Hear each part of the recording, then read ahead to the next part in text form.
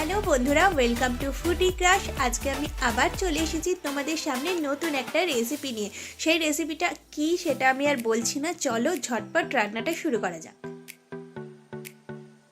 এখানে প্রথমেই আমি অনেকগুলো পিসের মাছ ভালো করে ধুয়ে জল ঝরিয়ে নিয়েছি। এবার এটাকে ম্যারিনেট করব। প্রথমেই দিয়ে দিয়েছি নুন পরিমাণ মতো, তার সঙ্গে দিয়ে দিতে হবে হলুদ গুঁড়ো। রঙের জন্য এর মধ্যে অ্যাড করতে হবে কাশ্মীরি লঙ্কার গুঁড়ো, আর তার সঙ্গে এর মধ্যে দিয়ে দিতে হবে পরিমাণ মতো সর্ষের তেল। সর্ষের তেল দিলে মাছগুলো ভাজার সময় কিন্তু বেশ ভালোভাবে সুন্দরভাবে ভাজা হবে, সেই কারণে সর্ষের তেলটা দিয়ে ম্যারিনেট করতে হবে। এখন একটা মশলা পেস্ট করে নিতে হবে। তার জন্য নিয়েছি দেখো ধনেপাতা, তার সঙ্গে কিন্তু রয়েছে কতগুলো রসুন কুচি, এই জিনিসগুলো, আর তার নিচে কিন্তু আদা রয়েছে, যেটা তোমাদেরকে আমি দেখাতে পারলাম না। এগুলো সব কিন্তু মিক্সারে মিক্স করে নিতে হবে। প্রথমেই কড়াই গ্যাসের মধ্যে বসিয়ে কড়াইটা গরম হলে তার মধ্যে পরিমাণ মতো তেল নিয়ে নিতে হবে। এখানে তেলটা একটু বেশি পরিমাণ নিচ্ছি এই কারণ এই তেলেই কিন্তু মাছটা ভেজে নেব। তেলের মধ্যে দিয়ে দিলাম সামান্য একটুখানি লবণ। এখন এই লবণকে তেলের সঙ্গে একটু মেল্ট হতে দিতে হবে।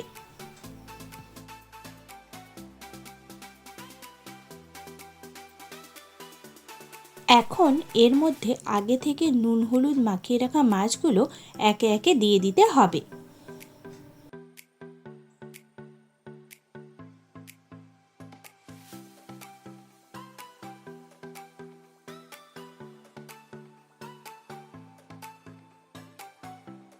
একে একে সমস্ত মাছ ভাজা হয়ে যাওয়ার পর তেলের মধ্যে দিয়ে দিতে হবে হলুদ গুঁড়ো আর লঙ্কা গুঁড়ো।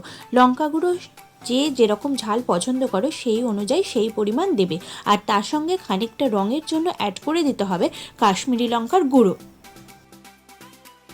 এখন এই সমস্ত উপকরণগুলো তেলের সঙ্গে ভালোভাবে মিক্স হওয়ার জন্য সময় দিতে হবে।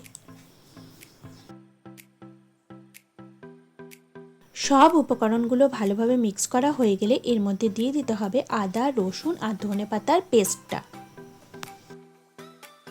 এবার এই সমস্ত উপকরণগুলোকেও কিন্তু বেশ ভালোভাবে তেলের সঙ্গে মিক্স করে দিতে হবে।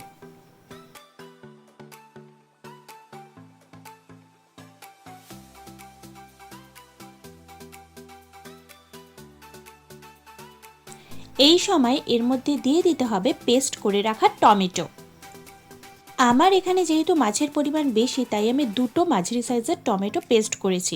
তোমরা তোমাদের মাছের পরিমাণ অনুযায়ী বা গ্রেভির পরিমাণ অনুযায়ী কিন্তু টমেটোটা পেস্ট করবে। বেশ খানিকক্ষণ কষানোর পর দেখতেই পাচ্ছ গ্রেভিটা ঠিক এই রকম দেখতে হয়েছে, কালারটা এই রকমই আসবে। দেখতে কিন্তু বেশ লোভনীয় মনে হচ্ছে, কিন্তু এটা আরও একটু কষতে দিতে হবে সময় নিয়ে।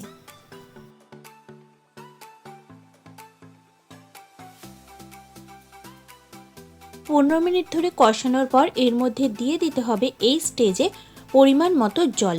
তোমরা তোমাদের গ্রেভি অনুযায়ী জল দেবে। আমি এখানে 1.5 কাপ মতো জল অ্যাড করেছি। এই অবস্থায় ঝোলটাকে আরও কিছুক্ষণ কিন্তু ফুটতে দিতে হবে।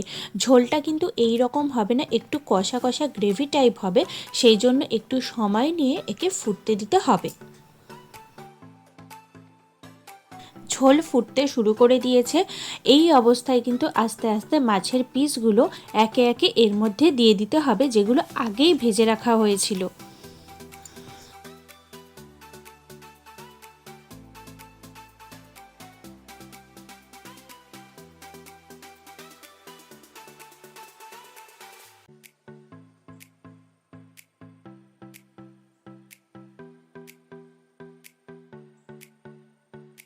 মাছগুলো চামচের সাহায্যে একটু আলাদা আলাদা করে দিতে হবে, যাতে মাছগুলো এক জায়গায় না চলে যায়। এবার আস্তে আস্তে মাছগুলো দেখো ঝোলের মধ্যে কিন্তু ফুটতে শুরু করে দিয়েছে, আর একটু পরে এক পিঠ সেদ্ধ হয়ে গেলে উল্টো দিকটাও উল্টে নেব। এই অবস্থায় ওপর দিয়ে কুচিয়ে রাখা ধনেপাতা দিয়ে দিতে হবে, যাতে ফ্লেভারটা ভীষণ সুন্দর আসে আর গার্নিশিংয়ের জন্য দেখতে ভালো লাগে।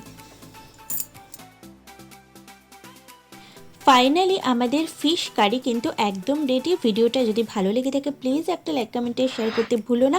আবারও খুব তাড়াতাড়ি নতুন একটা ভিডিও নিয়ে নতুন একটা রান্না নিয়ে তোমাদের সামনে হাজির হয়ে যাব। আজকের মতো সবাইকে টাটা।